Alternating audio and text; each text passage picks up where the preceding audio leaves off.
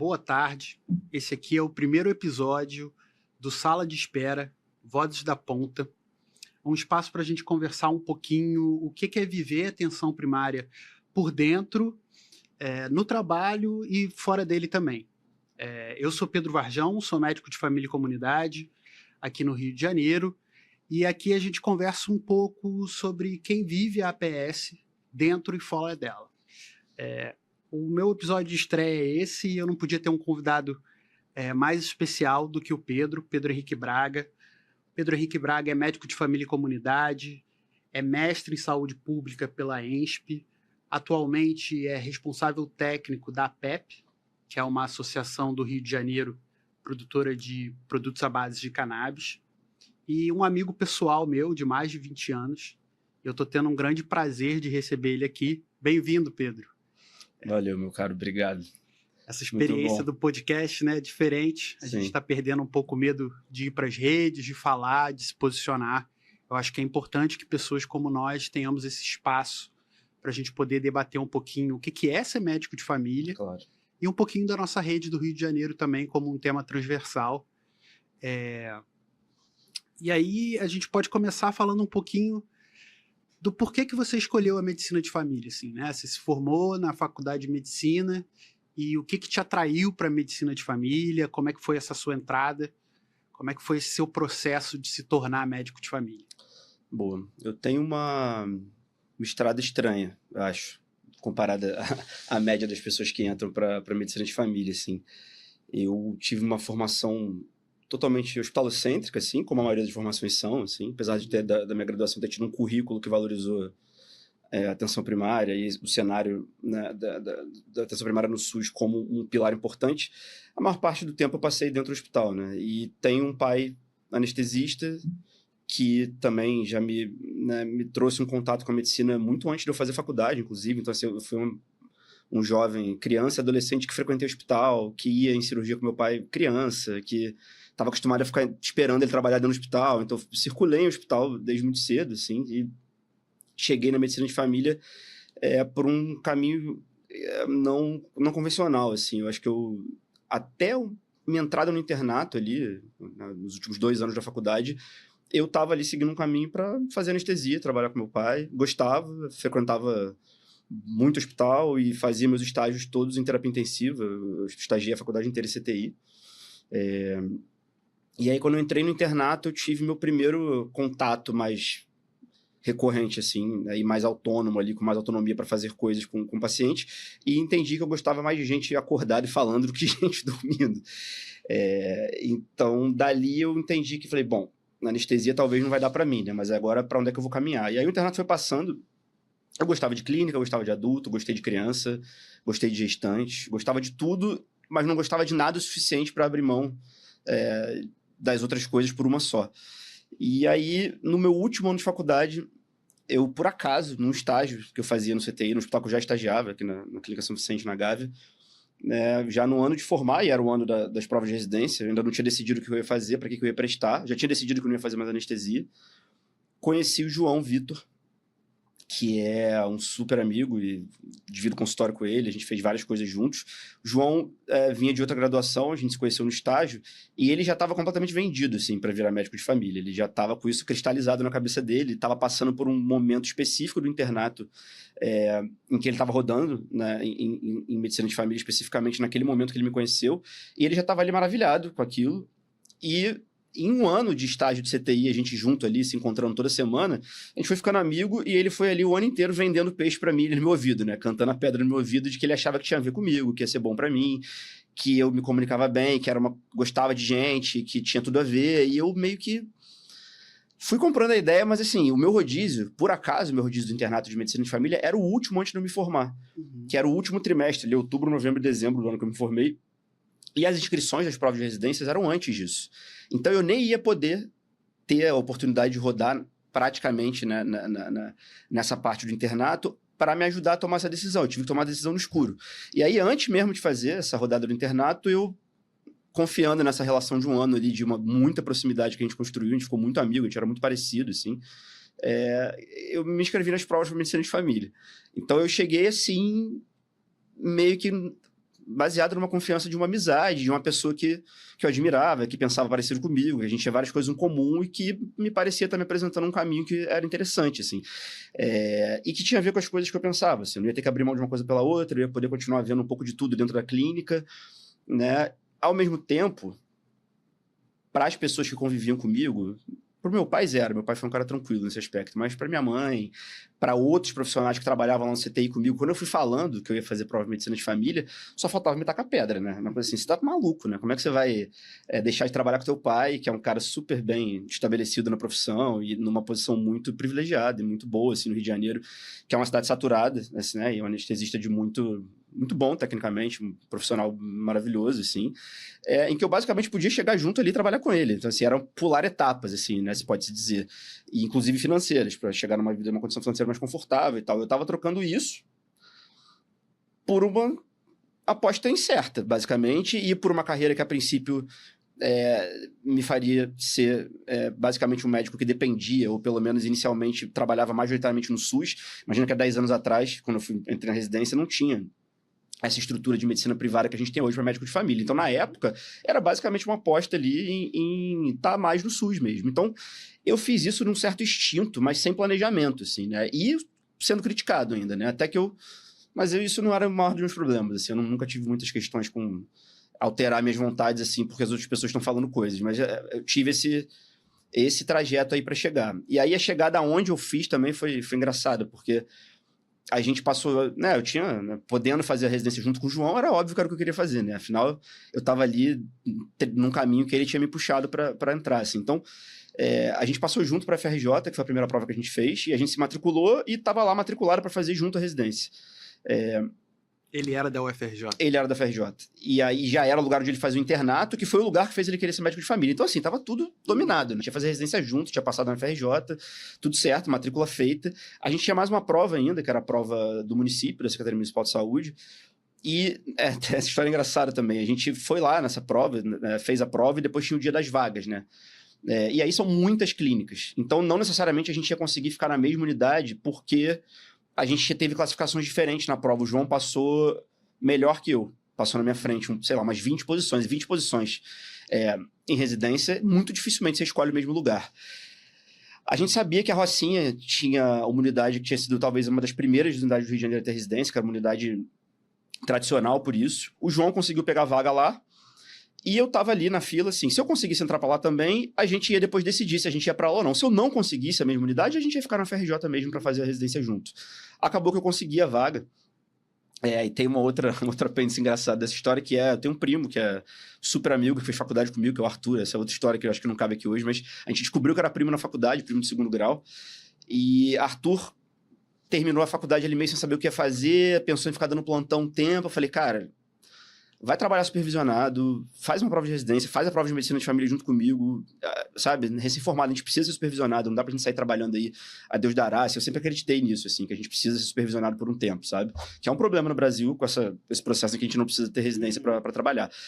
E ele fez a prova e acabou fazendo só essa prova.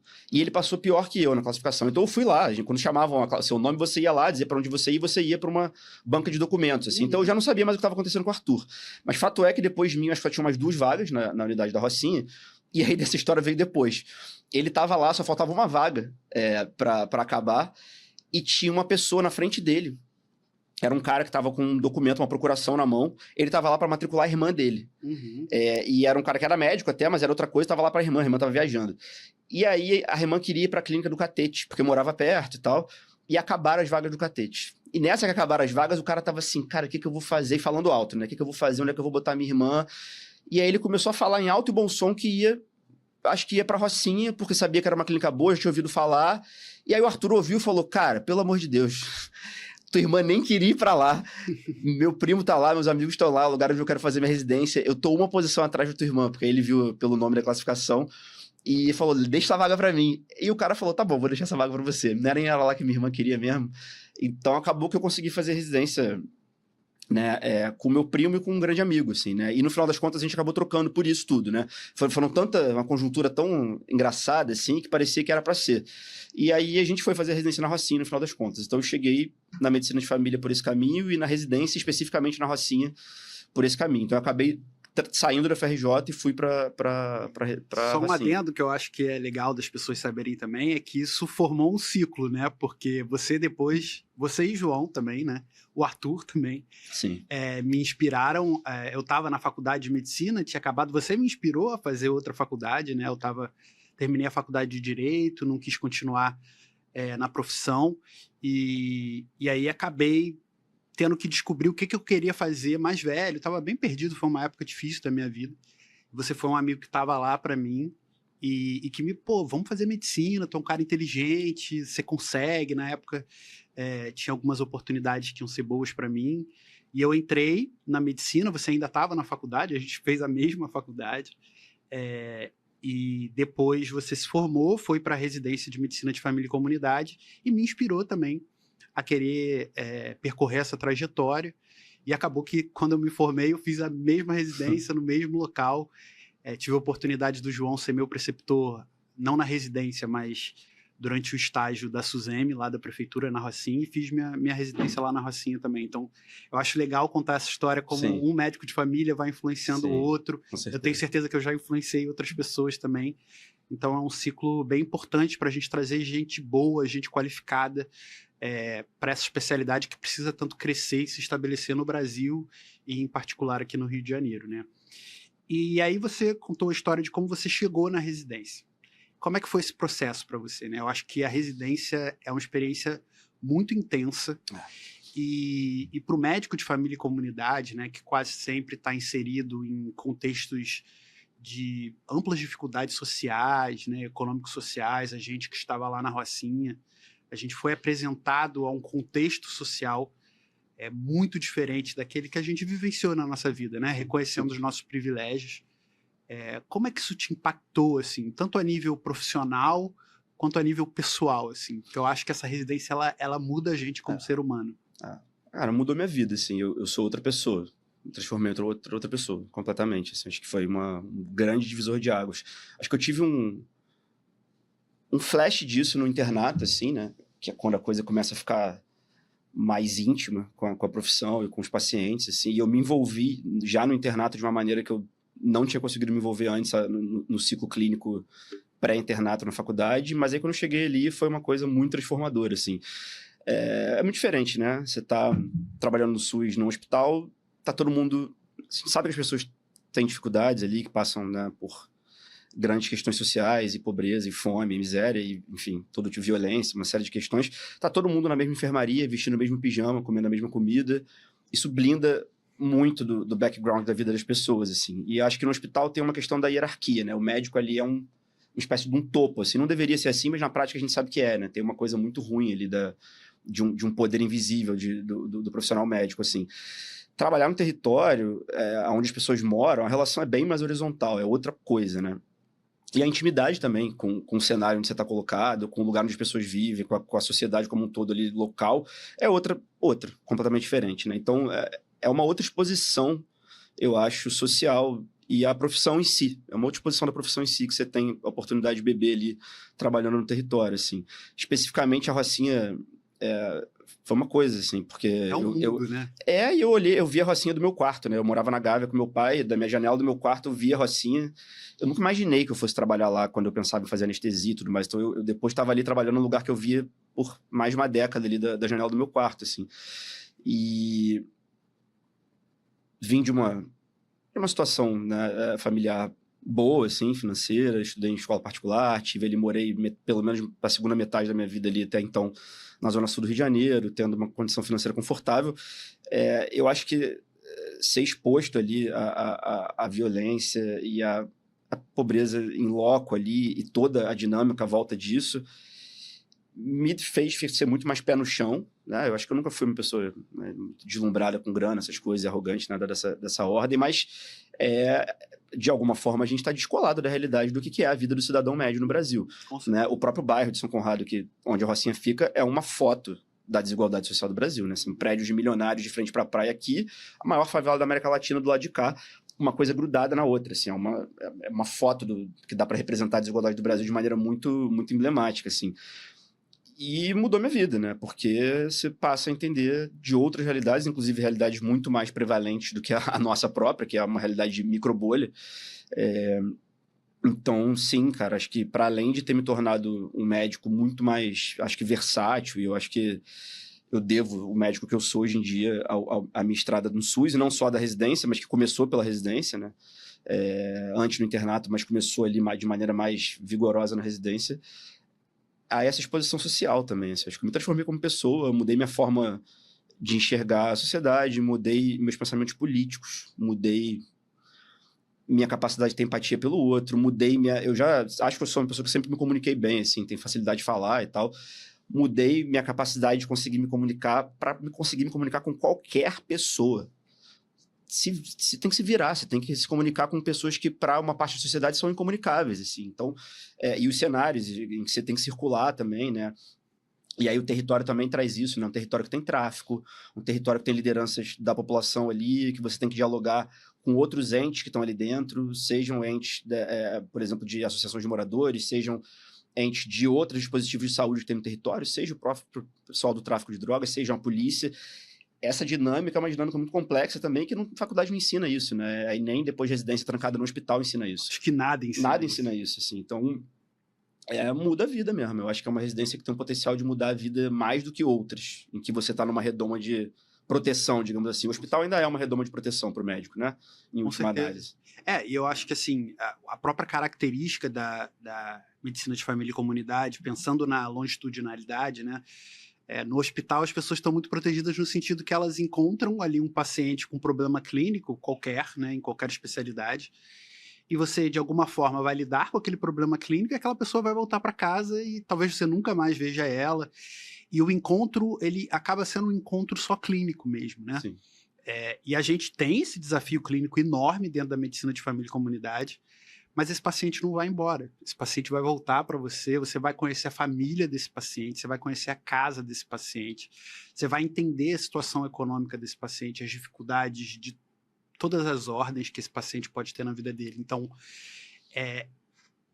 pela parte da medicina em si, é um mergulho muito profundo na vida das pessoas. E eu acho que se você tiver abertura, né, porque eu acho que você sempre tem que se abrir para o processo.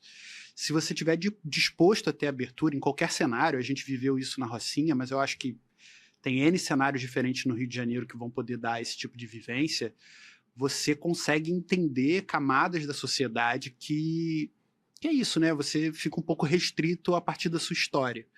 Então, é isso. A gente sabe que a gente teve uma vida privilegiada. Eu também fui criado na Zona Sul do Rio de Janeiro. Também fui colégio particular, o mesmo que você. A gente se conhece há 20 anos. E também eu sinto que a medicina de família e comunidade mudou minha vida. Eu já cheguei com uma cabeça diferente. Eu tive um processo anterior à entrada, né, na residência, que foi muito importante para mim, para mudar algumas coisas, algumas percepções da vida que eu tinha. Mas aquilo ali foi o amadurecimento disso tudo, sabe? Essa vivência, ela é incomparável, é isso. A gente é médico, a gente é assistente social, a gente tem que entender um pouco de direito, a gente tem que fazer negociação de todos os âmbitos possíveis e imagináveis. A gente que morou na Zona Sul, a gente conviver com pessoas armadas no território.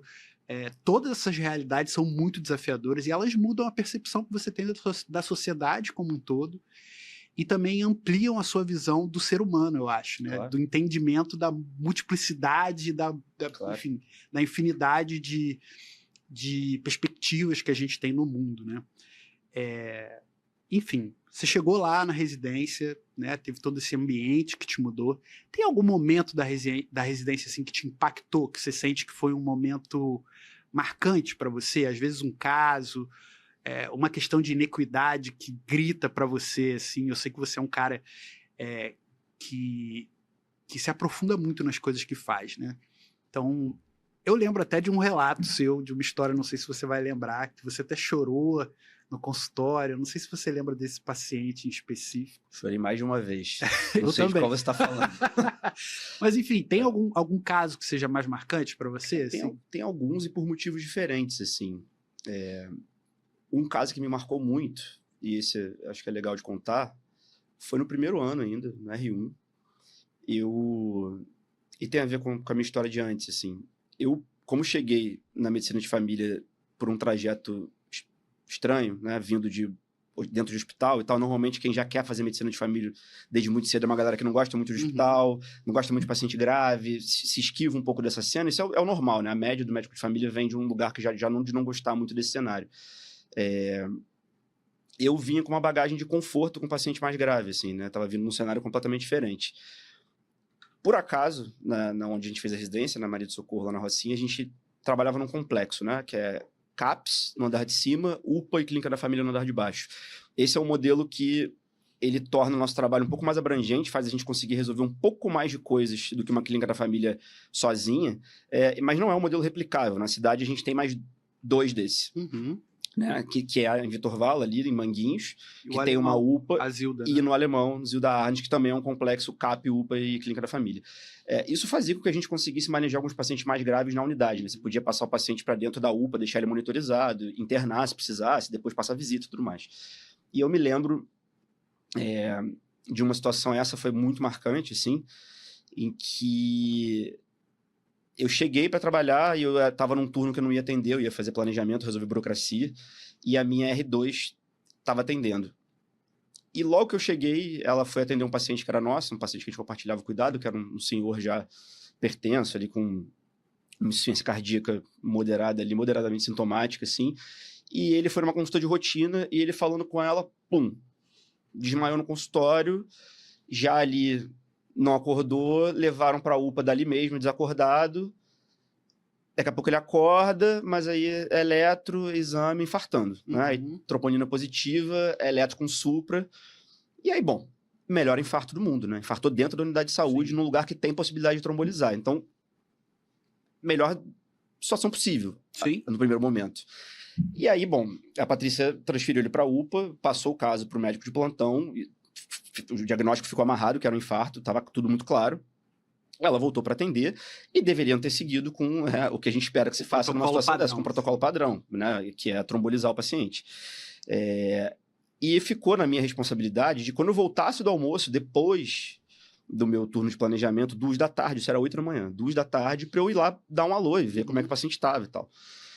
Voltei do almoço, cheguei lá, ou seja, de 8 da manhã para 2 da tarde, 6 horas depois do evento, né? Do primeiro momento de que começou o evento agudo ali. Eu chego lá para falar com o médico de plantão e perguntei: oi, tudo bom? Eu sou o Pedro, sou aqui médico da Clínica da Família, da equipe do paciente que chegou mais cedo, que infartou e tal, queria saber como é que ele tá, como é que estão as coisas. E aí o médico, ele já, ele tá com dor ainda, dei aqui já uns remédios para dor para ele, morfina, mas ele continua com dor, realmente as outras troponinas já saíram positivas. E eu falei: e aí fizeram a trombólise? Ele, não.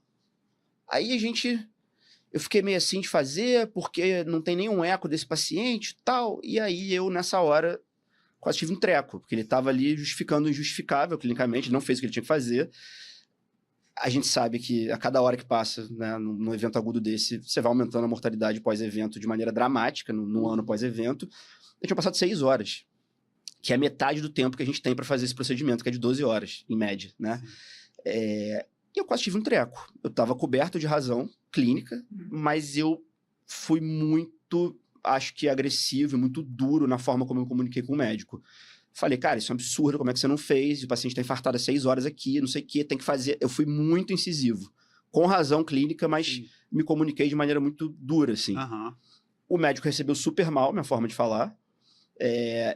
Começou uma espécie de um bate-boca num momento que eu achei que poderia se tornar uma coisa física. Ele chegou a levantar da cadeira, assim, e nisso chegou um outro amigo meu, com um interno, com um aluno, vindo discutir um outro paciente. Mas eles chegaram bem nessa hora, a coisa meio que deu uma acalmada, eles viram que estava um clima estranho ali, meio que, o que está acontecendo e tal. O médico falou assim: olha, sai daqui, aqui você não tem poder de decisão nenhuma, aqui eu que carimbo as coisas, você volta lá pro seu trabalho, não sei o que. Eu voltei para a clínica chorando de raiva, né? Chorando de raiva, coberto de razão e chorando de raiva. Cheguei lá na sala da preceptoria, comentei o que tinha acontecido, muito transtornado, assim, e me acalmaram e tal, falaram: cara, a gente vai tentar dialogar com ele melhor e tal, não fica assim, vai lá atender, que sua agenda já tá com gente esperando e tal. Chega no final da tarde, depois que eu terminei de atender, eles me falam que o médico voltou lá umas 3 horas depois, tipo 5 da tarde, se desculpando, dizendo que não queria que ficasse um clima ruim, porque a gente tinha que trabalhar em conjunto, claro, e que tinha feito finalmente a trombólise com 10 horas de infarto. E aí o paciente morreu. Faleceu no final do dia. Eu terminei o turno, 1 hora depois o paciente faleceu. Isso me marcou brutalmente, assim, porque eu tava com razão, tava certo, tava coberto de razão, mas a forma como eu me comuniquei talvez tenha atrasado o tempo de resolução das coisas, assim. Talvez se eu tivesse falado com jeito, tipo, cara, olha, mas... Se eu tivesse conseguido... se eu tivesse engolido o meu ímpeto ali e falado, olha, acho que a gente tem que fazer, passaram mais horas, mas vamos fazer, vale a pena, é importante, se você quiser eu te ajudo, eu posso fazer aqui... Eu podia ter falado de outro jeito, de 1000 outros jeitos. E isso foi eu fiquei muito mal, assim, né? Óbvio que não foi culpa minha, né? Não tinha o que eu pudesse fazer muito ali, não estava exatamente na minha governabilidade, mas me pesou muito o fato de eu ter me comunicado de uma forma que não foi a melhor possível e de que isso pode ter atrasado ainda mais do que já estava atrasado ali na resolução do problema. Então, esse foi um aprendizado que me marcou muito, que dali eu entendi que mesmo quando eu estava com razão, eu tinha que ter mais jogo de cintura para me comunicar, porque eu sou um cara muito incisivo, assim, né? Você sabe? Eu falo de maneira muito assertiva, assim. Essa foi braba. Essa foi uma que me pegou, assim, cara, muito. Pedrão, eu acho isso muito engraçado, porque a gente tem histórias muito parecidas, assim. Na vida pessoal, eu não sou tão incisivo quanto você, mas eu acho que o pessoal deve achar que eu sou mais, assim, né? Porque quando se trata da vida das pessoas e dessa responsabilidade muito grande que a gente tem de ser responsável pelo cuidado das pessoas ao longo do tempo, esse tipo de situação também me mobiliza de uma forma brutal, assim, né? É por isso que eu resolvi me envolver em diversas disputas que têm tomado muito tempo da minha vida. E eu vivi situações muito similares com essas, não talvez com um final tão dramático quanto esse, né? Mas em muitos momentos eu me vi revoltado e ainda estou aprendendo, né? Confesso que acho que essa lição não foi ainda totalmente absorvida por mim. Muito difícil. De conseguir transformar essa revolta num discurso que não ofenda ninguém, que não mexa com o ego de ninguém. Eu acho que, por vezes, esse é um exercício necessário. Por exemplo, nessa situação, talvez algo diferente pudesse ter acontecido. Sim. Mas também acho que a gente, em certos momentos, a verdade precisa ser dita, né? Eu acho que, óbvio, com educação, sem desrespeitar ninguém, eu acho que isso aí é uma linha que a gente nunca pode cruzar. Mas, assim, às vezes a gente precisa ser incisivo mesmo, a gente precisa falar a verdade, a gente precisa jogar luz em determinadas coisas que acontecem que, de fato, não são aceitáveis, assim. Mas esse é realmente um dilema que a gente vive, assim, no dia a dia, de ver coisas que revoltam, coisas que não funcionam, ver o quanto isso impacta a vida das pessoas, pode ser clinicamente, pode ser socialmente, economicamente. E conseguir controlar essa revolta e transformar ela num discurso estruturado que, de fato, talvez consiga construir alguma solução para aquela situação que se coloca ali, é um desafio muito grande do médico de família, é aqui no Rio e eu acho que deve ser em qualquer lugar do mundo, né? Acho que sim, acho que no Rio tem um desafio extra, isso é uma coisa que é cultural daqui, né? Eu acho que não tem nenhum lugar do Brasil que o trato interpessoal é tão beligerante, culturalmente falando. A gente trabalha com gente do Brasil inteiro. Na época da residência tinha lá a Carol, que era do Paraná, Maranhão, que era da Maranhão e Bahia, pessoas do Rio Grande do Sul, né? A gente trabalhou com um grupo multidiverso de profissionais, assim. Ninguém diz o contrário. Todo mundo, é unânime, acha que o trato no Rio é o pior trato. Sim. De agressividade, de beligerância, de essa coisa muito agressiva, e isso é uma coisa cultural da cidade, não é uma coisa que tem a ver só com pobreza, por exemplo. Você vai para interiores muito pobres de outros lugares que existe uma outra forma de se comunicar, muito menos violenta. Então, assim, o Rio especialmente tem uma questão que é muito áspera, é muito pontuda na comunicação. Eu acho que isso torna ainda a coisa mais desafiadora, porque muito rapidamente a coisa escala para uma coisa agressiva, entendeu? E isso é no dia a dia, né? Inclusive a violência dentro das unidades, eu acho que ela advém muito disso, assim, né? De uma cultura violenta que tem, de fato, como pano de fundo uma sociedade que vive uma grande parte da sociedade que vive uma realidade que é muito violenta, né? E eu acho que isso acaba se demonstrando em todas as formas de convivência dentro do Rio de Janeiro, né? Esse é um assunto para a gente explorar melhor em talvez um outro episódio, a questão da violência Claro. Contra os médicos, os profissionais de saúde, especificamente na PS, eu acho que isso ainda é mais vivo, assim, né? Mas, enfim, acho que hoje a gente não vai conseguir terminar esse assunto. E a gente precisa avançar um pouquinho, assim, nessa linha do tempo, né? Então, Perfeito. Você já contou um pouquinho como você chegou, o que você vivenciou, e aí logo depois que você se forma, né? Eu lembro, você fez uma viagem para a Índia, ficou um mês lá, estudou medicina tibetana. Fiquei 5 meses. 5 meses, né? Muito Eu lembro bom. da sua viagem logo depois da residência. E você volta e é convidado a fazer parte. Você não foi para a ponta imediatamente, né? Trabalhar como médico de equipe. Eu não me engano o que aconteceu, não lembro exatamente o que aconteceu antes, se foi a coordenação da residência ou se foi aquele projeto do Telesaúde. Foi o Tele. Mas você vai participar de ambientes mais de gestão, especificamente. Não gestão totalmente lá na secretaria, mas assim, a coordenação não deixa de ser um espaço de gestão, e esse Telesaúde também era um espaço que era feito muito com a gestão, né? Sim. E aí, como é que foi isso, cara? Como é que foi essa tua vivência? Como é que as coisas se desenvolveram? E por que você decidiu sair? Então, o caminho segue estranho, né? Depois, a minha estrada toda, ela é muito fora da estrada média do médico de família. Se eu fiz, acho que o meu caminho não é muito bem replicável, assim. Eu não fui fazendo coisas sem planejamento, através de portas que foram se abrindo, eu fui decidindo, mas é um caminho que não se replica, assim. Eu tenho um caminho esquisito, assim. Quando eu acabei a residência, eu fui convidado para virar preceptor da residência, junto com outros amigos, o João junto, foi convidado para ser preceptor também. Na época, ofertaram para a gente vagas de preceptoria em lugares muito distantes de onde eu morava, e que eu não estava, no momento, disposto ali ao deslocamento. O Rio de Janeiro é uma cidade gigante, e tinha juntado dinheiro, surgiu essa oportunidade dessa viagem, que eu tinha 2 médicos que eu conhecia que iam fazer, que acho que não cabe aqui abrir sobre essa viagem, que é quase um capítulo à parte, mas foi a viagem mais interessante da minha vida, assim, foi um negócio maravilhoso, mas eu tinha juntado dinheiro, sabia que eu não ia ficar sem oportunidade de trabalho quando eu voltasse, eu tinha sido um bom residente, tinha sido convidado para virar preceptor logo na emenda da saída, e eu estava começando a namorar minha esposa, Luísa, e ela já tinha uma viagem marcada pós-residência também para estudar inglês fora, por 3 meses. E eu falei, cara, quer saber? Não surgiram as vagas em lugares que eu gostaria muito de ir. Tô cansado depois da residência, assim. Juntei um dinheiro, tenho essa oportunidade dessa viagem. Luísa vai viajar. Vou viajar também. Viajei. E ao longo da viagem, eu fui mantendo contato com o pessoal que estava aqui trabalhando, inclusive o pessoal da gestão do programa de residência, entendendo o que estavam rolando de vagas, porque tem vagas que se abrem fora de momentos de transição, assim. Então, em algum momento me convidaram para virar preceptor no Píndaro, que é uma unidade perto da PUC, aqui na Gávea, que é um lugar que era super interessante para mim, porque era perto da minha casa. Eu topei, mas logo começou uma certa crise na rede, e essa vaga deve ser no mês que vem, eu ainda viajando com tranquilidade, sem data para voltar ainda. Cheguei a marcar uma data e depois desmarquei e voltei mais tarde. Mas fato foi que essa vaga acabou não rolando por uma questão de possibilidade de contratação por causa da OS, por causa de, à época... Era a gestão do Crivella. Gestão do Crivella, um monte de problema. E eu acabei voltando sem trabalho definido, e aí o dinheiro começou a acabar. Eu não estava afim de voltar da plantão, não queria voltar para esse ambiente de hospital, assim, a princípio.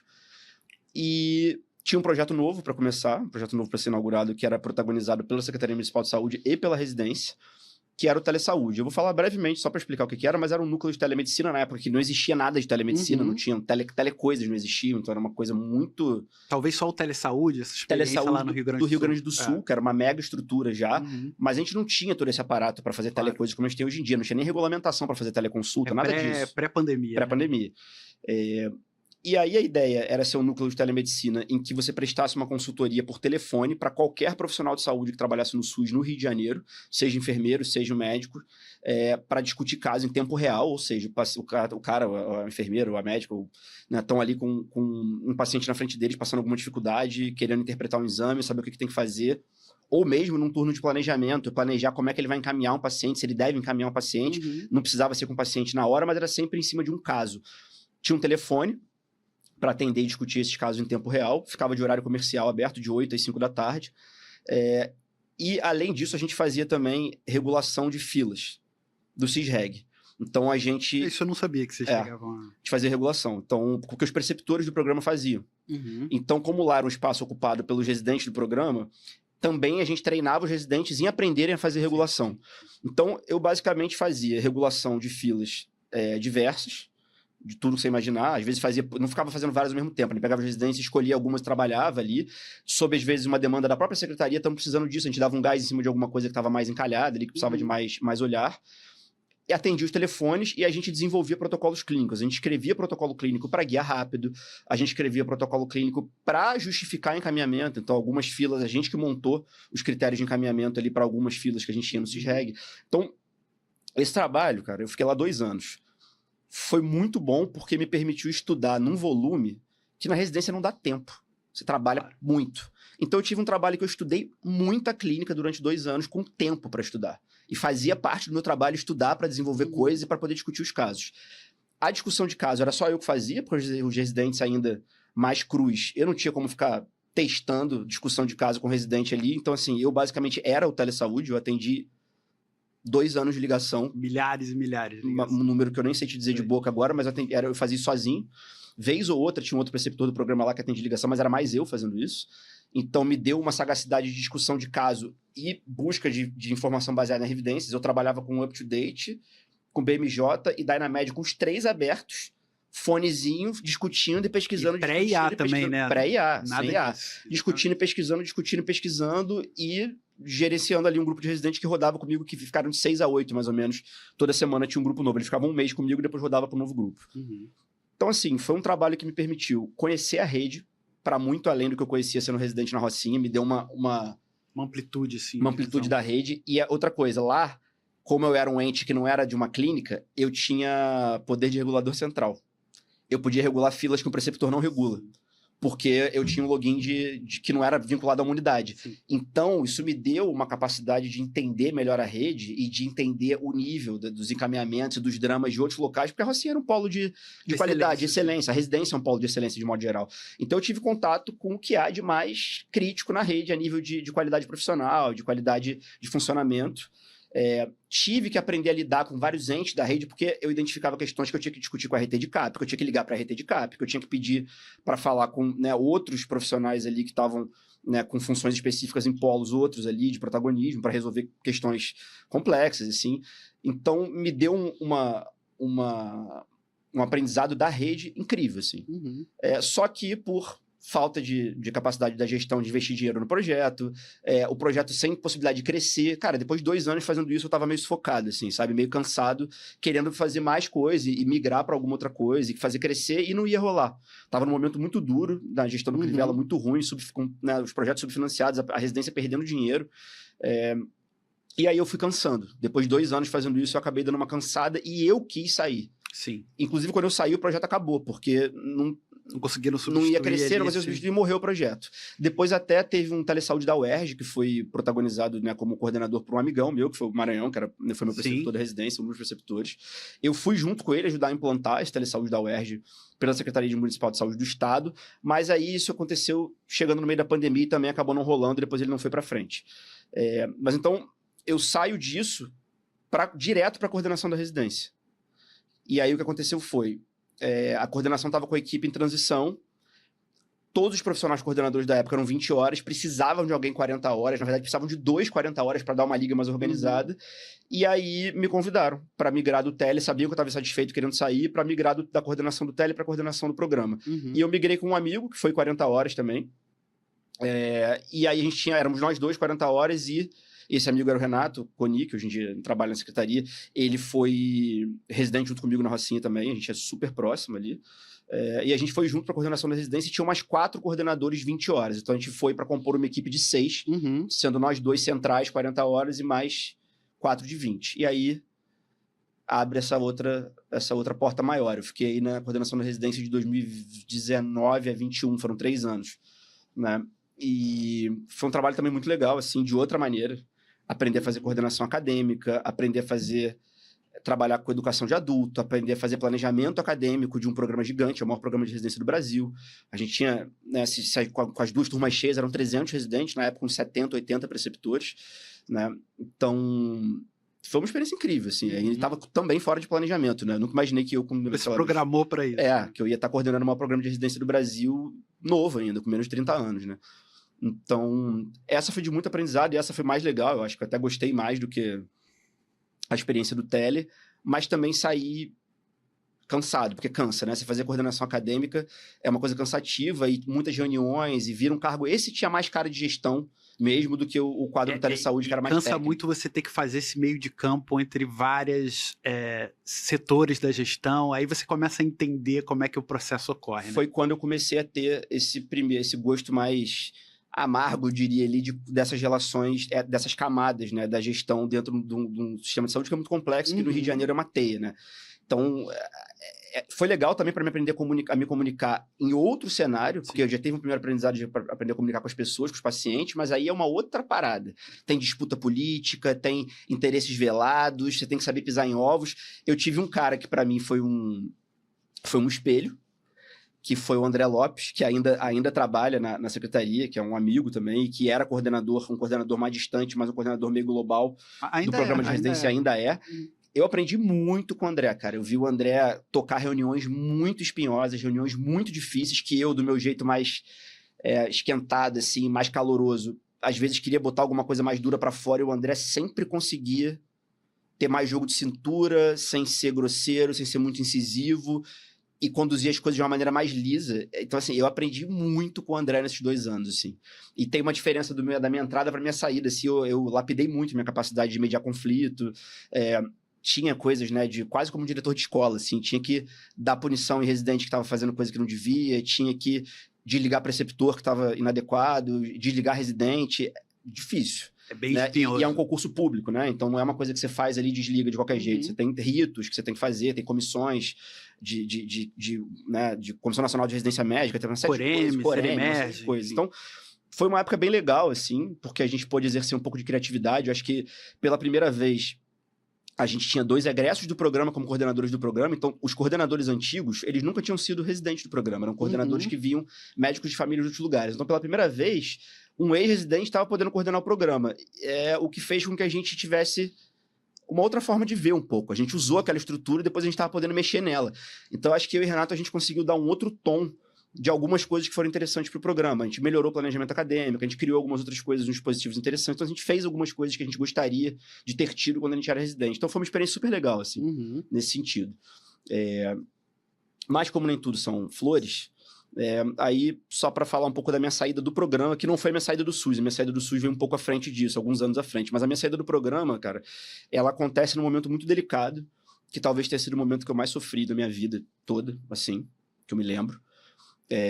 A gente estava ali virando 2019 para 2020 e era um momento de mudança de gestão. Estava acabando a gestão do Crivella, uma catástrofe, e começando uma nova gestão que era Eduardo Paes e Daniel Sorange, voltando. Sim. E aí os contratos das OS, eles são bianuais e eles estavam programados para acabar em novembro. Eu já sabia que o contrato do projeto que eu estava contratado, que era pela Fiotec, que é uma OS, inclusive, bem séria, vinculada à Fiocruz. Então, chegou em novembro, eu fui demitido, pagaram todas os meus direitos, minha multa, tudo certinho. E o que acontece normalmente são renovações automáticas de contrato. Sim. A gestão do Crivella não deixou nada preparado. Então os contratos acabaram e não tinha outra, nada burocraticamente preparado para essa renovação automática. Já antevendo que isso acontecer, o pessoal que já sabia que já tinha ganhado as eleições e que sabia que ia entrar, na época falou, olha, a gente sabe que vai dar ruim, vai ter um hiato, topa trabalhar 1 mês sem receber? Pra gente ter o dezembro para ajeitar e em janeiro você vai ser recontratado? Eu tinha acabado de receber meu FGTS, que era uma grana, assim. Falei, cara, beleza, 1 mês sem salário? Vamos lá, vamos trabalhar 1 mês sem salário. Beleza, tranquilo. Não é qualquer coisa. Exato. Preciso dizer. Exato, um salário de 15 mil reais. Mas vamos lá, né? Nessa época eu tava, isso é importante dizer, porque isso faz parte do meu sofrimento. Nessa época eu tava abrindo meu consultório, fazendo uma obra, que eu ia bancar uma obra cara, e eu tava contando em usar esse dinheiro do FGTS para bancar a minha obra do consultório. Eu tava começando o projeto do consultório no paralelo, né? E aí, a coisa foi como uma relação abusiva, né? Todo mês vai resolver, vai melhorar, vai resolver, vai melhorar. Mês que vem, nada acontece. De novo, nada acontece. Eu fui me vendo numa situação em que O Renato, ele acabou indo trabalhar na gestão. Os outros coordenadores de 20 horas, 2 migraram para a ponta. E eu fiquei meio sozinho de coordenador central com mais uma coordenadora. E que trabalhava ainda numa clínica da família, era parcial só. E o André me dando um suporte, mas o André fazia 1000 coisas. Então, assim, eu me sentia na obrigação de continuar ali, para não deixar a peteca cair, não deixar o programa virar né, dar ruim ali, podia dar um problema operacional. Ao mesmo tempo, eu estava trabalhando de graça. E o que aconteceu foi, a OS que me contratou, ela cumpriu tudo que ela tinha que cumprir. Não tinha nenhuma OS no erro comigo. O que aconteceu foi que o meu contrato, ele deixou de existir no organograma da prefeitura. Eu não tinha para quê. Exatamente, fiquei num limbo de contratação. O contrato da coordenação da residência deixou de existir. E por que a outra coordenadora não se prejudicou? Porque ela era contratada por uma OS para trabalhar na ponta, cedida para a coordenação da residência. Mas quem pagava o salário dela era outro projeto. Era outro OS, sim. E eu fiquei a ver navios. Cara, quando chegou no 4º pro 5º mês sem salário, eu já estava ansioso, aí já tinha começado a pandemia. Eu estava no mestrado acadêmico na Fiocruz, sendo metralhado de volume de coisa, de estudo, de artigo, de fazer resenha. Fiquei muito sobrecarregado. Pela primeira vez na vida, eu fiquei ansioso com um sintoma físico de ansiedade, assim, e fiquei mal, meio deprimido, ansioso, assim. E aí, quando já não dava mais para sustentar essa situação, e eu sempre perguntando, pelo amor de Deus, tem que resolver isso, olha como é que tá essa situação. Eu já, assim, à beira de sair, me ofereceram, tipo, um plano que hoje em dia eu vejo quanto absurdo foi, que foi, cara, a gente bota você numa vaga de médico vazia de algum lugar, você recebe um mês, pelo menos, de salário como se você fosse médico, mas você continua trabalhando na residência. Ou seja, me ofereceram trabalhar como um médico fantasma. Sim. Para resolver a minha situação. Eu aceitei por um mês, porque eu estava desesperado, né? Mas logo me surgiu uma oportunidade de eu ir para uma unidade interessante na ponta, que foi onde eu terminei minha vida de trabalho no SUS, que era ali o Centro Municipal Renânia Agrícola, em Santa Teresa. Eu estava com alguns amigos trabalhando lá, rolou uma vaga, me chamaram, e aí eu já migrei. Então eu saí, cara, da coordenação da residência muito ressentido, assim. E foi aí que rachou dentro de mim uma coisa de ficar muito vinculado ao SUS. Porque eu entendi que eu não podia depender disso, porque olha o que fizeram comigo. Me deram um calote de 5 salários de 15 mil reais. Sim. Esse dinheiro nunca voltou. Eu nunca recebi esse dinheiro. Eu não sei nem se tem como você reclamar esse Eu acho que já não mais. Você estava numa situação... Anos, exatamente. Vai reclamar para quem? Sim. Sendo que a OS cumpriu o papel dela. Então, assim, isso foi uma violação que eu te confesso que até hoje eu não digeri por completo. Eu carrego uma mágoa disso dentro de mim, assim, um negócio que já passou, minha vida está resolvida, tudo certo, mas, assim, eu nunca consegui digerir por bem essa história, assim. Essa história até hoje me engasga um pouco. E eu identifico que foi aí que rachou dentro de mim uma coisa do tipo... Eu não quero mais que o SUS seja, e que os trabalhos relacionados ao Estado seja a maior parte da minha vida. Não posso ficar sujeito à mercê disso. E aí, esse meu trabalho outro, quando eu migrei para a ponta, já foi 20 horas. Eu nunca mais trabalhei 40 horas no SUS. O consultório eu já estava botando sementes, eu já estava botando outras sementes em relação a cannabis, outras coisas nesse paralelo. E daí eu fui engordando a minha vida privada e acho que, de alguma forma, desinflando ali o meu laço ali que eu tinha com o trabalho no setor público, assim. No final das contas, eu acho que o que mais... Aí a minha saída final, depois de passar alguns anos como médico de equipe, lá em Santa Teresa, né, trabalhando como médico da ponta, eu fiquei de 2021 a 24, então foram 21 a 24, ao meio de 24, foi o nascimento da minha filha. Quando minha filha nasceu, em 2022, eu comecei a não ter tanta disponibilidade energética e mental para o trabalho quanto eu tinha antes. E você sabe que para trabalhar no SUS tem 2 formas de você alongar isso a longo prazo. Ou você tira da própria carne e trabalha bem, mas trabalha se sacrificando. Ou você trabalha nas coxas, se protegendo, mas trabalha igual um porco e trabalha mal. Sim. Isso nunca foi uma possibilidade, né? Então, eu trabalhava me sacrificando. Esses sacrifícios tomaram uma proporção que não cabia mais, assim. Quando ficar até mais tarde, sei lá quantas vezes, significava não ver minha filha acordada, deixar minha filha mofando na creche, isso começou a pegar num lugar que eu falei, tá, não rola mais pra mim, assim. Então, foi essa junção de coisas aí. E aí eu fiquei mais um tempo ali nesse trabalho e aí saí de vez. Saí de vez. Na verdade, mantive um vínculo de supervisor do Mais Médicos pela FRJ, mas que também já durou mais um ano e pouco, depois eu saí também. Então, atualmente eu não tô mais nenhum trabalho no SUS, assim. Eu acho que essa sua história fala com a história de muitas pessoas, né? É muito difícil a gente conseguir encontrar um profissional que está na rede, pelo menos na atenção primária, por mais que, sei lá, 5 anos. Eu diria que é uma porcentagem ínfima dos profissionais que estão há 5 anos. Infelizmente, a gente tem uma taxa de turnover alta, né, de preceptor e de médico mesmo, né, médico de equipe. E é um ambiente muito difícil, né? Um ambiente que é muito influenciado por questões políticas. Então, é a gestão da vez que vai chegar, que vai ter a sua percepção do que deve ser a saúde pública.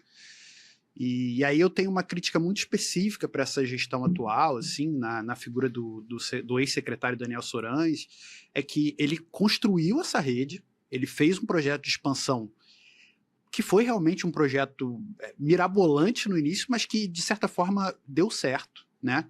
Eu acho que a gente pode falar isso das 2 primeiras gestões do Eduardo Paes ali.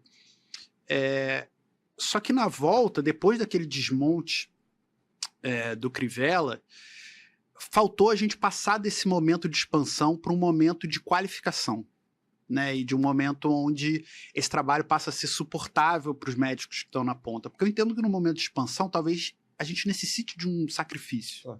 Então, talvez os profissionais tinham que trabalhar 130%, 140%. Mas a gente sabe que trabalhar 130%, 40% a longo prazo é insustentável. E aí a gente vê o adoecimento dos profissionais, a gente vê essa questão da saúde mental é muito importante, a gente vai ter uma alteração da lei trabalhista agora a partir de maio, com a entrada na NR1 da questão de saúde mental, as empresas vão ter que lidar com isso de uma forma um pouco mais responsável, isso inclui as organizações sociais de saúde. Eu acho que faltou essa sensibilidade para entender que depois do momento de expansão, a gente tem que chegar num momento de qualificação, num momento onde a gente tem que fazer com que essa rede, que hoje garante o atendimento à população do Rio de Janeiro, seja uma rede perene, que ela sobreviva às mudanças de governo, né? Então, eventualmente, aí, se essa gestão atual sai, entra uma outra pessoa que tem uma visão diferente da saúde pública e que não acredita na atenção primária, essa pessoa não possa, do dia para a noite, destruir toda uma rede que demorou, sei lá, 12, 15 anos para ser construída. E isso faz com que as gestões precisam criar compromisso com a atenção primária. Então, transformar em lei determinadas coisas, os salários, as gratificações, enfim, tentar criar um sistema que sobreviva à vontade de indivíduos e ao tempo, né?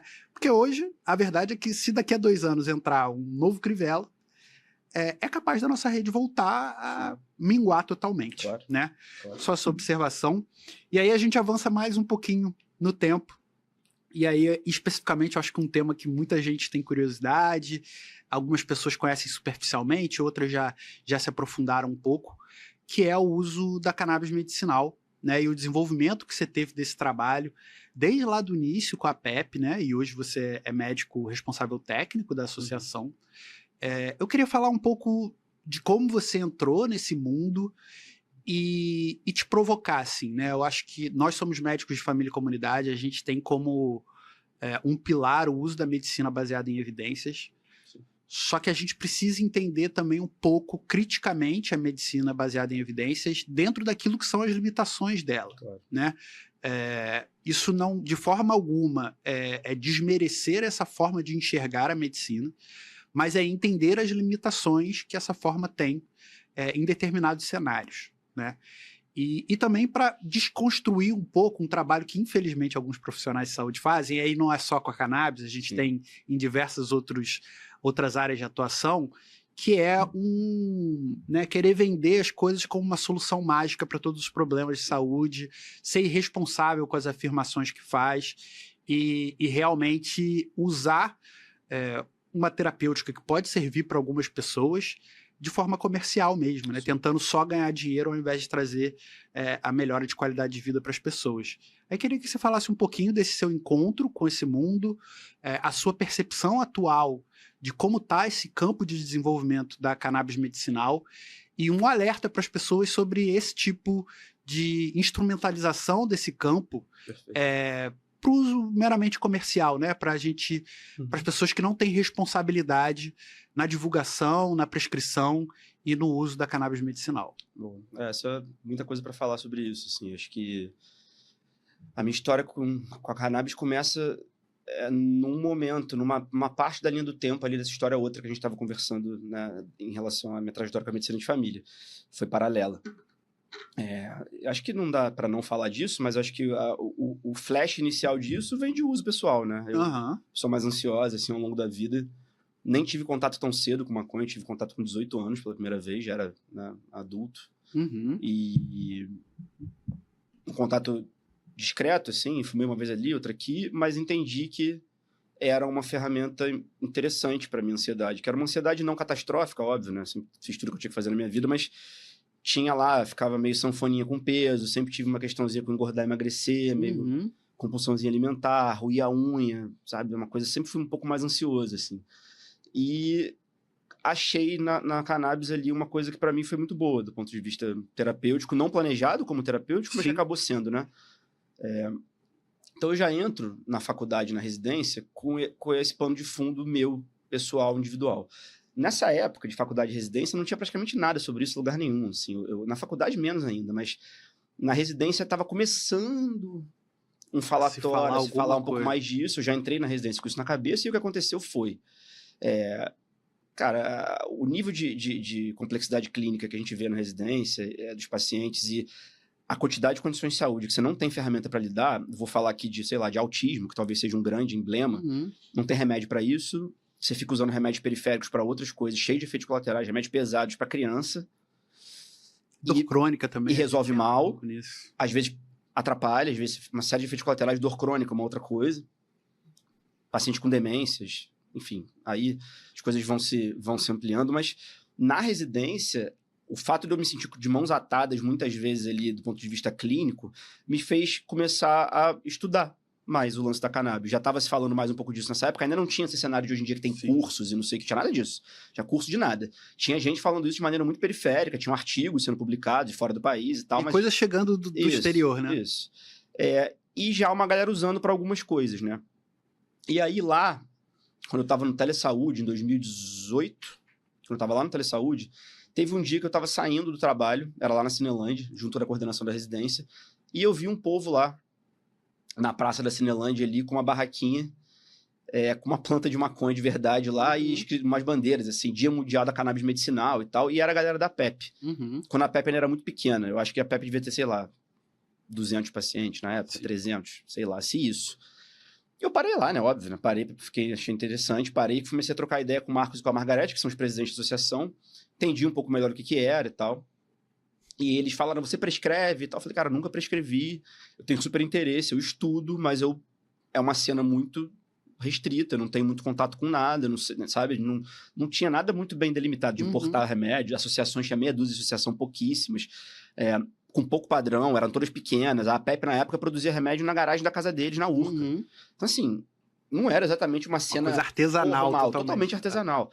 E aí eles falaram, cara, a gente deve ter 5 médicos no Rio de Janeiro que prescrevem. A gente precisa de mais gente para prescrever, porque a gente está recebendo procura de pacientes, só que a gente não é médico, a gente produz remédio para nossa filha e para algumas outras pessoas que se beneficiam, mas a gente não tem como fazer indicações e tal. A gente precisa que mais médicos comecem a mexer com isso.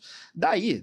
nasceu uma relação de amizade, me aproximei deles, comecei a frequentar a associação, comecei a trocar mais ideia com eles, comecei a conhecer outros médicos, já que estavam metidos com isso, no bom sentido, né, de estarem explorando essa cena há mais tempo, a galera que foi pioneira disso aqui no Rio, tipo Eduardo Faverê, que é neurologista, o Ricardo, que é um ortopedista, trabalha com dor, e outros médicos ali, mas eram tipo 3 ou 4. Até que em algum momento, eu já tinha estudado o suficiente para me sentir com vontade de prescrever, no entanto, eu não encontrava justificativa clínica na literatura, porque não tinha mesmo, entendeu? Não tinha artigo em volume, não tinha meta-análise, ensaios clínicos bem feitos, menos ainda, e eu vim de uma formação muito restrita da valorização da medicina baseada em evidências como um pilar de prática clínica obrigatório, imprescindível, não é uma coisa que, é bom trabalhar em cima dessa lógica. Você tem que trabalhar em cima dessa lógica, não tem como fazer diferente. Né? E eu continuo defendendo isso. Mas, e quando essa lógica não dá conta dos problemas que a gente tem? E quando a necessidade do paciente ao vivo e a cores ali escapa um pouco das 4 linhas do que a gente tem ali de maneira clara para orquestrar o que você está fazendo? E eu comecei a ficar engasgado com isso, porque eu queria prescrever, mas eu esbarrava nessa coisa dentro de mim em que eu não me sentia à vontade para prescrever. Esse dilema, né? Eu me sentia meio, porra, uma coisa meio de, talvez, me sentir meio charlatão. Sim. E eu me dava um treco, assim, eu não conseguia me ver com essa sensação, assim. Então, depois de muito ficar nessa, eu diria que mais de ano, assim, o próprio pessoal da PEP falou, cara, tu precisa relaxar um pouco com isso, senão você nunca vai conseguir prescrever. Sim. E aí eu comecei a refletir e eu cheguei à conclusão de que é isso, né? Estamos falando de condições que não têm tratamento, ou que os tratamentos que tem faliram por efeito colateral, porque a pessoa não se adaptou, porque não teve o resultado esperado. Estamos falando de um grupo de substâncias que o dado de segurança é muito sólido, apesar de não ter estudos prospectivos, o olhar para trás. As pessoas usam maconha há mais de 5 mil anos, então tem sim um dado retrospectivo para olhar de segurança, e esse é claro. Tem suas contraindicações, psicose, uma série de questões, é óbvio que tem, não é para todo mundo, mas salvo essas exceções, quando a gente está falando de uma coisa que não tem tratamento, ou as opções foram esgotadas, o paciente quer e não é perigoso, vamos lá tentar. Sim. Eu achei nesse triângulo o meu conforto para começar a prescrever. E aí eu comecei a atender alguns pacientes para a PEP, na época não existia ambulatório na PEP. Eu inaugurei isso junto com o Rodrigo Pacheco, que é o Maranhão, né? O Maranhão, que foi, né, meu preceptor na residência. Até encontrei ele aqui entrando no prédio consultório dele aqui, a gente subiu junto. Foi curioso, a gente se encontrou no elevador. Acho que não é uma coincidência. Sim, que é um super amigo, assim, Sim. Uma pessoa com quem eu divido grandes, né, pensamentos e ideias, assim. E uma das pessoas que mais me ensinou medicina quando eu estava na residência, né? Ele foi um dos meus preceptores. Ele não foi meu preceptor direto, mas ele foi preceptor do meu preceptor direto. Ele foi preceptor do Bruno. E estava lá quando eu estava na residência. Um cara que me ensinou muito, assim. Mas sobre maconha fui eu que puxei ele para a jogada. Porque na época da residência ele é um cara que trabalha com dor crônica. E eu falei, cara, ó, isso aqui é uma ferramenta para dor crônica. Tem que olhar para isso. E acabou que a gente começou a estudar meio junto. E aí eu e ele, a gente meio que inaugurou esse ambulatório da PEP. E durante um tempo, talvez uns 2 anos, só eu e ele atendemos os pacientes da PEP. E aí foi como fazer uma residência, porque a captação era infinita, era paciente atrás de paciente chegando na PEP. A gente, como é médico de família, e nesse sentido, eu acho que a medicina de família é muito generosa, porque me permitiu atender todo tipo de paciente, sem restrição, coisa que, beleza. Gerenciar a complexidade. Porque você pega, por exemplo, o cara é um neuro subespecialista em epilepsias infantis, não sei o quê. Beleza, ele vai atender esse perfil de paciente, mas esse perfil de paciente é uma migalha, perto do mar de possibilidades que você pode mexer com cannabis, né? Então, eu não tinha restrição, nem Maranhão, obviamente. Então, a gente pegou e atendeu tudo que chegava durante muito tempo. E por que isso foi importante para mim nessa época também? Porque eu estava fazendo um trabalho nessa época de telesaúde depois de coordenação da residência. Ou seja, eu não estava atendendo diretamente. Eu estava lidando com clínica, mas eu não estava... Te trouxe pro atendimento. E eu não queria enferrujar, não queria parar de atender. Então eu achei nesse lance da cannabis um cenário de prática no paralelo dos meus trabalhos com residência, com telesaúde, em que eu continuava lapidando minhas habilidades clínicas, assim. Então casou perfeito, assim.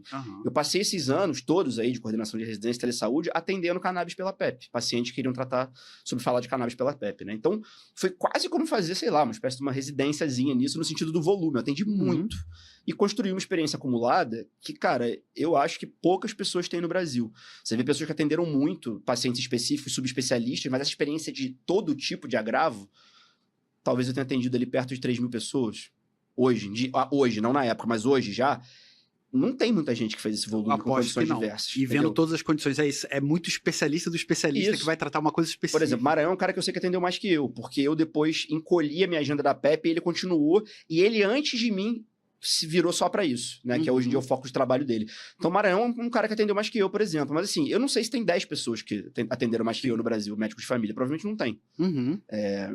Então, foi uma oportunidade maravilhosa que cresceu no paralelo ali. E aí, em algum momento, ficou muito cheio. Os pacientes são muito complexos, demandam muito retorno, muita consulta para ajustar coisa. Eu parei de dar conta de receber novos.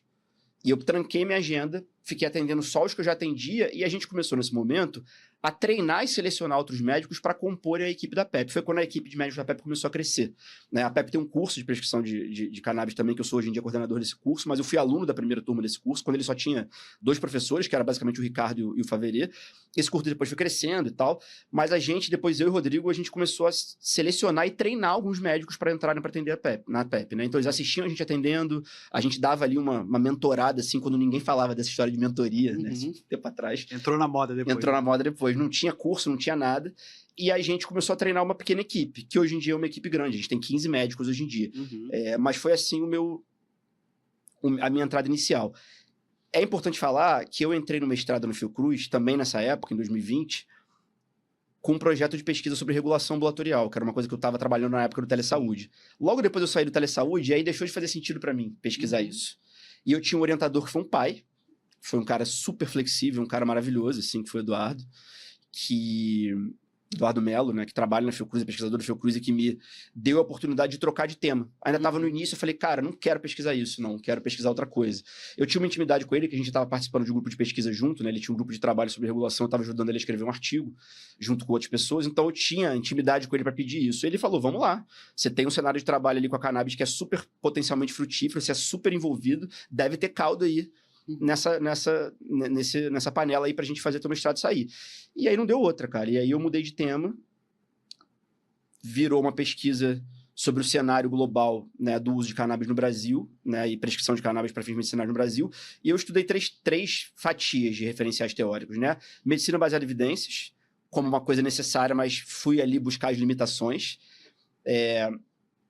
Aspectos biológicos, farmacológicos e fisiológicos da cannabis, então tem uma fatia do meu mestrado que é explicando a coisa do ponto de vista mais técnico, uma coisa mais científica, e uma outra fatia que é a fatia do cuidado em saúde. O que acontece quando você não consegue entregar o melhor cuidado em saúde diante de limitações por método científico cartesiano? Você vai simplesmente não fazer ou você vai topar flexibilizar e ter jogo de cintura para tratar de outros assuntos que não estão cabendo nessa caixa, que era como eu enxergava a cannabis. Então, eu acabei depositando toda aquela minha angústia que eu tinha no meu mestrado. E, basicamente, virou o meu estudo, né? A minha pesquisa de mestrado, ela parte de situações que eu vivi pessoalmente, casos de verdade, eu descrevo casos, inclusive, obviamente, preservando a identidade do paciente, mas casos que eu vivi, coisas que me impactaram muito nessa estrada de prescrever cannabis, mas que foi o trajeto que eu consegui ali para me achar dentre tudo isso, toda essa teia estranha e difícil, que ainda tem os meandros de regulação e Conselho Federal de Medicina moralista e careta, né? O mesmo Conselho Federal de Medicina que falava que a gente podia prescrever cloroquina e vermectina para Covid porque tem que se respeitar a autonomia do médico, defendendo que maconha não pode prescrever, mas pode prescrever vermectina para Covid. Então, assim, um cenário político também e regulatório muito complexo, né?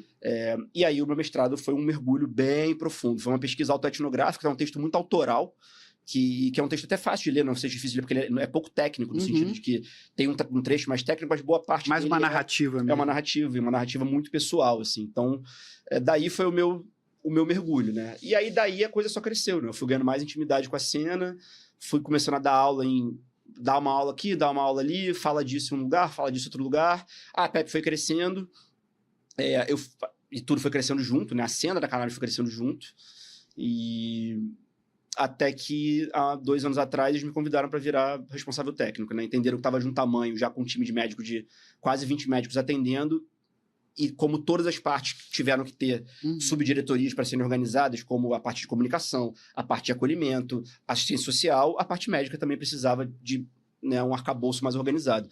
E aí é isso, é um lugar que eu consigo juntar a minha experiência de uma pessoa que trabalhou com educação médica, com formação de médico, com educação continuada.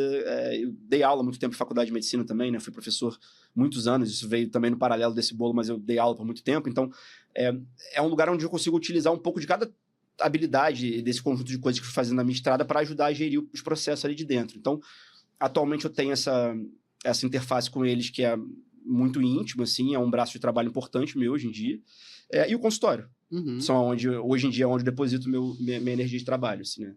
Essa é a direção da PEP, da parte médica, né? A coordenação e o consultório privado, né? E o consultório, ele acaba que eu vejo tudo lá, vejo clínica ampla, né? Não vejo só, obviamente, questões relacionadas a cannabis, mas eu tenho uma procura muito grande por pacientes que desejam falar sobre isso, independente da condição que se tem, né?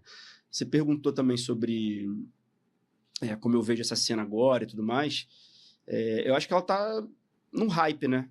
Vem num hype de uns anos para cá, e acho que vale aqui um apêndice para falar especificamente sobre isso. Maconha não é, nem deve ser, primeira opção de tratamento para praticamente nada. E aí, quando a gente vai olhar as evidências, quando tentam testar os derivados de cannabis como primeira opção de tratamento, você já sabe que não vai ser bom. Porque tá falando óbvio. O papel que esses remédios ocupam, de modo geral, é como bons adjuvantes. E aí o papel em cumprir é muito importante. Então, assim, um papel de apoio pode parecer pouco, mas às vezes muda a vida da pessoa. Então tem e a gente é cheio de histórias, né? E o problema não é prescrever. remédios que ainda a evidência ainda não está muito bem estabelecida do ponto de vista mais robusto. O problema é você prescrever sem ter essa consciência, achando que está com grandes evidências sem que não tem. dividir isso com o Sem dividir com o paciente. paciente e sendo enganado, achando que você pode extrapolar estudo de ciência básica como se fosse um estudo Sim. clínico. Então tem muito problema de interpretação. Acho que o Brasil talvez hoje, o maior celeiro de charlatões do mundo. Para qualquer coisa. E em profissões de saúde, especificamente. A gente tem um lugar que você pode trabalhar sem fazer residência, sem ter sido treinado em serviço, em que você se forma, você pode, se quiser, abrir uma barriga de uma pessoa, Sim. fazer o que você bem entende. Um país em que o conselho é pouquíssimo punitivista, em que para você perder o seu registro aqui, você tem que matar alguém para no Fantástico, se é que você vai perder o seu registro ainda assim. Uma frouxidão regulamentar, cara, assim, também, né? Coisa de maluco isso aqui. Sim. E aí, não tem regulação do que você pode falar em redes sociais, então você pode mentir e vender soro colorido para fazer soroterapia pro teu paciente por R$15.000 e isso é aceitável, porque as pessoas têm dinheiro para pagar e pagam. Então, assim, o combo daqui, e o brasileiro per capita é o ser que mais usa redes sociais, Instagram e WhatsApp do planeta atualmente, né? Tem dados sobre isso. Então, assim, é um combo muito inflamável. Então, a quantidade de charlatão que tem aqui é muito grande. E aí, qual é o lance que eu acho que facilita virar charlatão em cima de maconha? Os remédios são muito seguros. Dá pouco problema grave para escrever maconha. Então, a galera sai fazendo de qualquer jeito e a chance de dar uma grande merda é baixa. De dar um grande problema. Então, acaba que você facilita, você perpetua, cria uma cena que é fácil de se perpetuar sendo um charlatão. E aí vira um problema, porque todo mundo quer pisar em cima disso. A galera mais moralista, os políticos e o pessoal dos marcos regulatórios que são anti-cannabis, que são contra e que são, enfim, caretas ali do ponto de vista moral. Tudo que eles querem é a gente trabalhando mal com cannabis e gerando malefício aos pacientes com cannabis, porque aí olha aqui o que esse povo tá fazendo, querem liberar maconha pra fazer esse tipo de coisa. E eu já vi, cara, barbaridade absurda. Tipo, pessoas retirando antipsicóticos de pacientes graves, vamos tentar com canabidiol e o paciente abrindo surto. Sim. E daí pra pior, assim, todo tipo isso de barbaridade. A gente vê em todos os ramos da medicina, né? Exatamente. Então, assim, a cena, ela precisa que as pessoas sejam muito cautelosas. Então, assim, a cannabis não precisa de menos rigor clínico, ela precisa de mais. E eu acho que não dá para fazer, acho não, né? Tenho certeza, não se faz boa clínica com cannabis se não se faz boa clínica prévia. Não existe fazer boa medicina prescrevendo canabinoide se você não sabe boa medicina clínica antes. Óbvio. Não tem condições de esse negócio dar certo. Então você tem que conseguir ornar os derivados da cannabis com todas as outras ferramentas que a gente tem. Inclusive, assim, os derivados da cannabis são ferramentas. Prescrever cannabis é uma especialidade médica. Como tem gente que ainda defende, que eu acho uma tosqueira, assim, endocannabidiologia. Não é isso. É uma caixa de ferramentas. Várias coisas são caixas de ferramentas. É mais uma caixa para você botar na tua maleta. Sim. Não é uma área da medicina específica, né? Apesar de ter um sistema complexo, uma série de coisas. Então, não tem como você desvincular a boa prática clínica prévia a uma boa prática clínica com cannabis. Essa galera que é recém-formada, que não sabe nada de clínica e acha que vai fazer milagre com cannabis, não vai fazer. Não vai fazer. Vai trabalhar mal. Acho que vai fazer um curso. Vai atrasar a vida das pessoas. Uma outra coisa, inclusive, que as pessoas têm que ter noção é quando que você tem que negar um remédio de cannabis para o paciente. Já tem uma pessoa que está com depressão grave, ideação suicida, mas que é uma pessoa mais natureba e tá vindo te pedir canabidiol, meu caro, você precisa tomar um antidepressivo. Sim. É mais seguro. Claro. Você entendeu? E comprar isso vai milhões de outras coisas. Assim, tem que ter muito bom senso na cena. E eu, assim, dentro do cenário geral, acho que me considero uma pessoa que ando por esse caminho do meio, que é um terceiro caminho, que é o caminho menos ocupado nessa cena. A gente vai falar de dois caminhos principais. O dos fãs da maconha e o dos detratores, né? Detratores e moralistas, ou da galera que nem é essa questão, mas que é muito rígida na medicina baseada em evidências e não consegue pensar um pouco fora da caixa, com critério, com bom senso. E falta o caminho do meio, que é o caminho que eu tento ocupar nessa cena, assim, né? E que eu acho que é o caminho mais difícil, eu diria. Porque vestir bandeira de extremos é mais simples. Sim. Eu acho que falar ainda mais meio, nesse momento do país, né? Então é como eu penso, assim, no momento atual. Acho que é um momento promissor e perigoso. Promissor porque as pessoas precisam aprender mais, os pacientes precisam ter mais acesso, o acesso ainda é muito aquém do que a gente precisaria para a população brasileira, né? Ainda é caro, ainda é acessível para gente de classe alta e média, ao mesmo tempo precisa fazer essa cena crescer com muito cuidado, com muito critério, porque tudo que os antagonistas a isso querem é que as pessoas deem deslizes e façam besteiras para poderem massacrar, assim, né? Então acho que é um momento interessante, assim, né? Delicado, potente, mas Agora, esse ano, a gente teve esse novo marco, né, protagonizado aí pela Anvisa, de reconhecer, né, as associações enquanto entes validados dentro do cenário de prescrição de uso medicinal de cannabis no Brasil. As associações viviam até ano passado numa penumbra jurídica administrativa muito perigosa, assim. Então, pela primeira vez, a gente está agora conseguindo ter as associações num patamar de discussão sério e relevante e validado. Né? As associações funcionam aí à base de liminares e coisas super frágeis, que chega um desembargador e manda... corta lá a liminar. A gente vê algumas operações policiais. Operações violentas, coisa que a PEP não sofre mais por causa do tamanho, já protege, mas que ainda é um cenário esquisito. Então, esse ano a gente teve um marco interessante. Embrapa entrou na jogada, né? A Anvisa agora tem um presidente, né, que é o Thiago, que é um cara mais progressista, que está indo visitar associações para conversar e ver de perto o trabalho. Então, assim, a gente está num momento bom. Está num momento bom, perto do que já foi. Né? Então, eu acho que é um momento promissor, mas tem que ser galgado com muito cuidado, assim. E eu acho que nesse sentido, assim, a educação é muito importante. Né? A educação que eu digo, assim, o treinamento dos profissionais com todas essas reflexões e essa bagagem que você tem, que eu acho que é o que é o seu diferencial, né? Eu acho que tem a visão do médico de família, tem tudo que o médico de família agrega a essa visão e tem a sua bagagem nessa tua trajetória. Eu acho que é muito importante que iniciativas de ensino partam daí. Eu tenho certeza que a PEP vai desenvolver cada vez mais essa parte. A gente já está caminhando agora para o final do nosso episódio do podcast. A última pergunta, assim, nesse cenário da cannabis, assim, e se a gente puder falar rapidamente para a gente poder ir para o fechamento.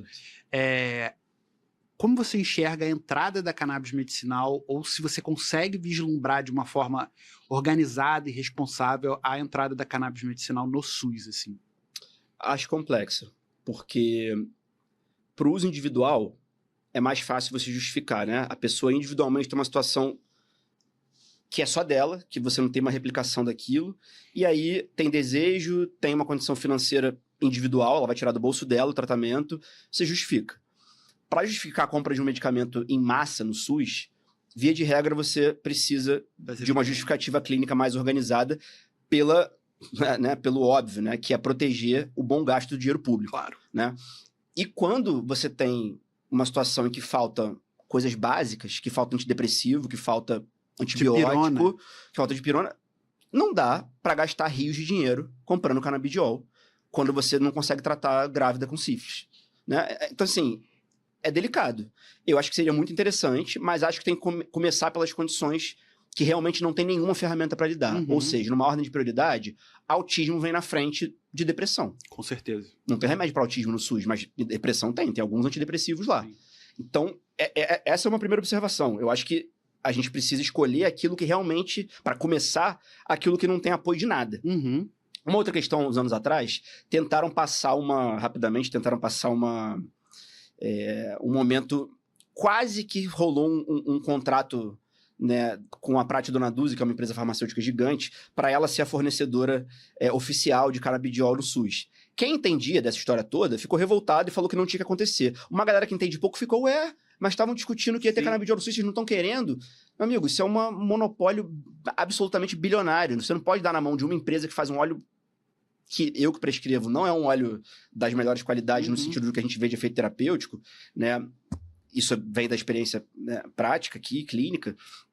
Porque tem diferença entre os óleos, não estamos falando que o óleo é mal feito, nada disso, mas assim, tem uma diferença de óleos de farmácia para óleos artesanais e óleos importados, isso aí não cabe nesse episódio de hoje, mas como é que você vai dar na mão de uma formulação, sendo que as pessoas se beneficiam de formulações muito diferentes, de um óleo que praticamente não tem THC, que faz falta para uma série de pacientes, aí vão fazer um contrato bilionário com uma empresa só? Isso é mutreta, pô, não tem como isso acontecer, e graças a Deus não foi para frente. Então, tem essa outra forma de olhar também, assim, de que na hora que isso for construído, como são contratos que envolvem muito dinheiro, você tem que entender como que isso vai ser construído e na mão de quem vai ficar essa indicação. Então, assim, por exemplo, discutir um modelo de farmácia viva, flexibilizar, né, o acesso e a parceria com o próprio Estado produzindo remédio a um custo baixíssimo para ele próprio, para ele poder ter, por exemplo, uma entrada... Eu acho que a gente tem que chamar as associações para... As associações para ajudarem a construir esse processo, porque já tem experiência de causa, mas não é fácil bolar essa história de entrar derivado de cannabis no SUS, não. É muita gente, é muito dinheiro, os remédios ainda são caros. Então, para produzir ainda é mais caro do que para produzir outras coisas mais simples. É espinhoso o tema. E tem que qualificar o profissional do SUS também para poder prescrever. Óbvio, né? porque aí você bota lá o remédio disponível e as pessoas não sabem usar. E aí vão desperdiçar, vão dar para quem não precisa, vão dar para quem precisa menos, às vezes. Então, assim, não é uma discussão nem um pouco fácil. E aqui, eu tô longe de ser uma pessoa que não deseja que os pacientes do SUS tenham acesso a cannabis, pelo contrário. Mas a gente tem que ter bom senso para discutir isso. Tem que ser com responsabilidade. Com responsabilidade. É um tema muito complexo, assim. Muito Quem complexo. sabe um dia a gente fale um podcast só disso, né? Sim. E aí, caminhando aqui para o final do nosso podcast, a gente vai tentar fechar assim com todo mundo que vier aqui. Perguntar como você imagina os seus próximos 5 anos, assim, né? Aonde você se vê, se nessa desvinculação que você teve na sua história do SUS, você não pensa em voltar para o SUS, se você só tem interesse em desenvolver realmente o que você está fazendo na prática privada. E se você se imagina mergulhando mais ainda nesse mundo da cannabis, se imagina fora dele, enfim, como você se enxerga daqui a 5 anos, e se você tem alguma mensagem para deixar para os médicos de família e comunidade que se formaram no mesmo tempo que você, os que vieram antes e os que estão vindo, né? Boa. Nos próximos 5... vão ser importantes, assim, né? Nos próximos 5 a gente vai sair dos 30 para os 40, cravado, né? Vou fazer 35 anos esse ano. Filha pequena, você daqui a pouco vai ter filha também. Uma primeira coisa é que eu tô no momento, num ano de mudar de vida, assim, né? Não vou dar tantos spoilers, mas vou sair do Rio e vou me mudar para uma cidade menor, esse ano ainda. E isso já faz parte do movimento do que eu quero para minha vida nos próximos 5 anos. Assim, eu tô cansado aqui, eu nasci aqui, mas eu tô cansado desse ritmo do Rio. Eu vou manter meu consultório aqui, vou mudar para um lugar próximo para poder continuar mantendo o consultório aqui no Rio e minha relação com a PEP, mas vou sair. E isso reacende dentro de mim um pouco a minha vontade de me relacionar com o SUS, porque numa máquina do tamanho como é a máquina do Rio, você é uma micropeça dentro de uma engrenagem gigante. É difícil você ver trabalhando aqui em 5, em 10 anos, você vê o perfil de saúde da população mudar. Sim. Cara, você vai para um município pequeno, em uma década, você pode ver, sim, o perfil de saúde da população mudar, sabe? Você tem outro termômetro do que você está fazendo. Com a experiência que eu tenho hoje em dia, eu tenho esperança, e numa cidade menor, para onde eu vou, é mais fácil acessar a Secretaria de Saúde, é mais fácil fazer propostas, menos complexos, menos burocráticos, é mais fácil fazer parcerias que não envolvam você ser um empregado 40 horas ali. Sim.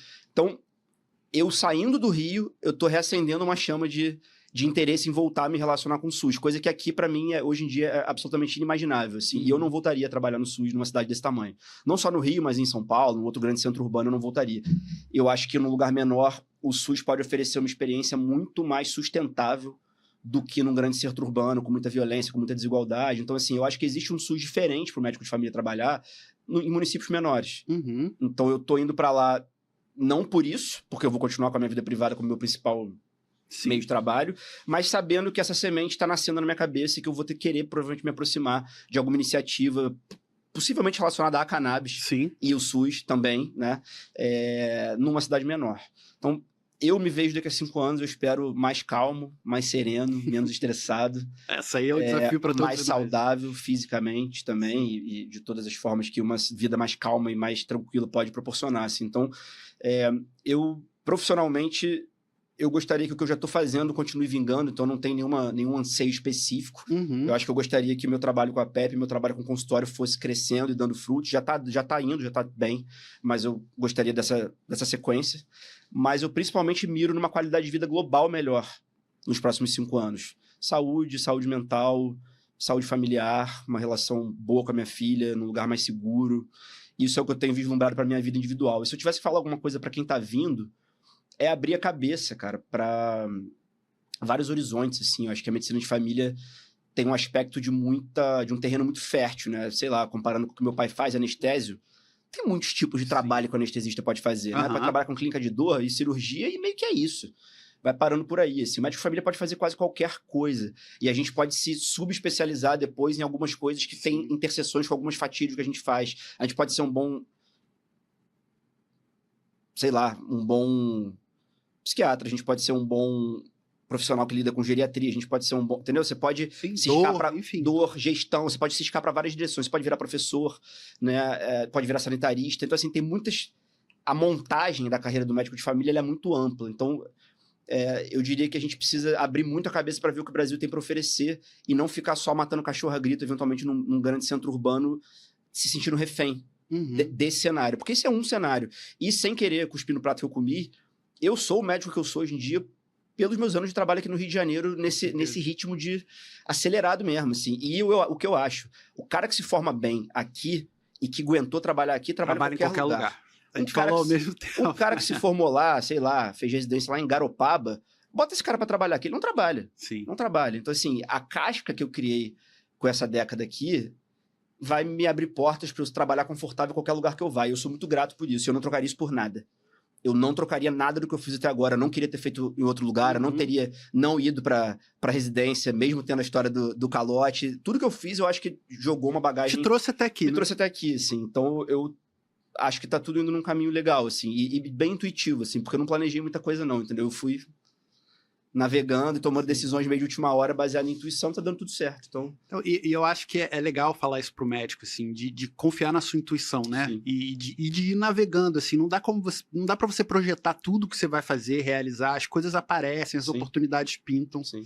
Então, acho muito legal essa sua mensagem do médico de família que está se formando, ou até quem já está há um tempo atuando, que abra os olhos, abra a cabeça para novas oportunidades, por novos ambientes de trabalho. Acho que a saúde do Brasil precisa do trabalho do médico de família em vários horizontes, em várias fronteiras. Então, óbvio que é muito importante o trabalho que a gente faz no SUS, nas clínicas, nas unidades básicas de saúde. Só que esse não é o único território fértil para a gente florescer. Claro. E eu acho que o nosso florescimento é o florescimento da saúde privada e pública no Brasil, né? Então, gostaria de agradecer você, Pedro. Você é uma pessoa que inspirou a minha vida de várias formas, tanto na minha vida pessoal quanto profissional. Então, eu sou muito grato a você de verdade, assim. Queria fazer esse agradecimento. Queria fazer um agradecimento à Tereza, que é sua filha, minha filhada, assim, também uma criança maravilhosa que me inspirou a querer ser pai. E agora, no mês que vem, eu vou ser pai também. E esse aqui foi o nosso primeiro Sala de Espera, né? Vozes da Ponta. Espero que seja o primeiro de muitos. Espero que você possa voltar outras vezes. Talvez, quem sabe, a gente desenvolva outros projetos. Sim, com certeza. Né?